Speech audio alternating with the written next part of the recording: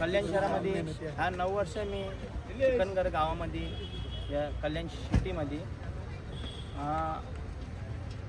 मी कुस्त्यांचा पण दरवर्षी आयोजित करत आहे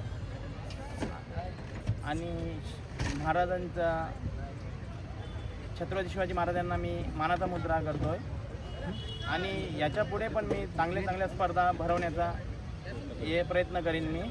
ठाणे जिल्हा, रायगड, दिल्लीवरनं पण पेलवान आलेले होते। राज दयालकर हा कल्याण केसरीचा मानाचा किताब आणि मानाची चांदीची गदा कोणगाव यांनी पटकावलेली आहे 2026। एकूण किती जणांनी भाग घेतला याच्यामध्ये? एकूण 100 ते 120 पेलवानी इथे सहभाग झाले होते आणि त्यांना रोख पारितोषिक आणि सन्मान चिन्ह देण्यात आले।